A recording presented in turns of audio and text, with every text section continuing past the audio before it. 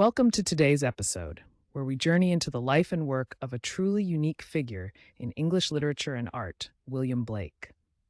The title of our episode is William Blake's Songs of Innocence and Experience, A Visionary's Journey. I'm your host, and today we'll be unraveling the threads of Blake's life, his visionary art, and the profound themes embedded within his most famous works. Let's begin with a brief introduction to William Blake.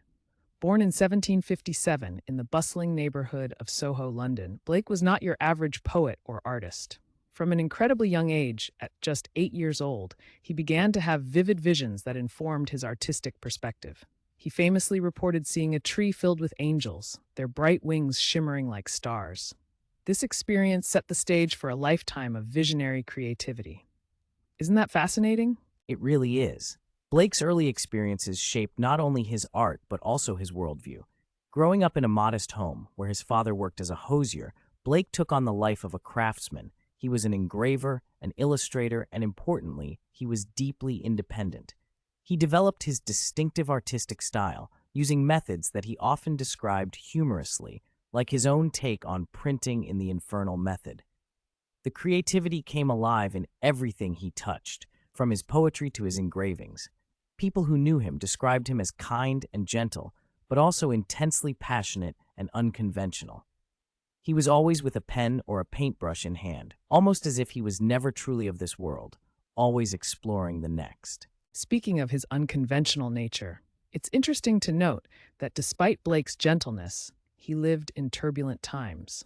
The late 18th century was a period of great social and political upheaval in Britain. Blake was heavily influenced by the radical ideas circulating around him. He was known to socialize with political dissidents and supported causes like the French Revolution. He expressed his radical sympathies through his art and poetry, weaving them into what could be described as a personal prophetic philosophy, blending religious imagery with criticism of the government and societal norms.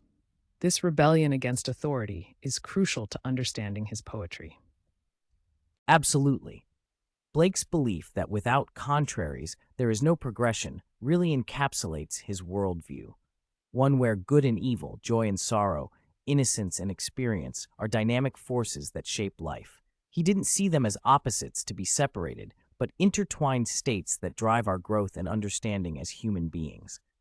And this philosophy played a pivotal role in the creation of his major works, especially the Songs of Innocence and Songs of Experience. The period during which Blake created these works, from 1784 to around 1793, was marked by relentless changes in both his life and the world around him.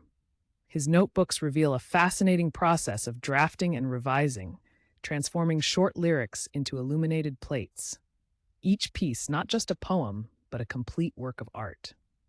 His unique printing techniques mean that when you engage with his work, you're not just reading words, you're experiencing the visual, imaginative world he created. For our listeners who may not be familiar, illuminated printing is when the text and images are combined so tightly that they feel like they're part of one organic creation. Imagine letters growing out of vines or flowers, a vivid visual experience that engages both eye and mind. It enhances the themes of growth, entanglement, and sometimes even menace that Blake wanted to communicate. It truly exemplifies his view of poetry and art as living creations. Let's dive into the works themselves. Songs of Innocence, published first in 1789, is set in a sunlit, pastoral world. The poems evoke a sense of comfort and tenderness, showcasing the child's voice as trusting and joyful. Blake filled these illustrations with images of shepherds, lambs, and nurturing caregivers, a world that at first glance appears pure and idyllic. However, even within this brightness, he deftly plants hints of unease. For example, there's a shadow of poverty behind the smiles of children, subtle but unsettling hints that create a tension beneath the surface. It's striking how Blake manages to oscillate between the joyful and the haunting. In 1794, he published Songs of Experience, which presents a stark contrast to the innocence found in his earlier work. Here, we transition from cheerful gardens to dark, almost dreamlike streets filled with injustice and suffering, chimney sweeps, street beggars, and enslaved children exposed to the harsh realities of life. Whereas the Innocence poems embrace a bright existence founded on security, Those of experience plunge into anger, jealousy, anxiety, and an urgent protest against the world's cruelties. One of the most profound examples of this dichotomy lies in his poems titled The Lamb and the Tiger. Both poems raise essential questions about creation and the nature of the creator. While the lamb embodies innocence, purity, and gentleness, the tiger represents fear, power, and the darker aspects of existence.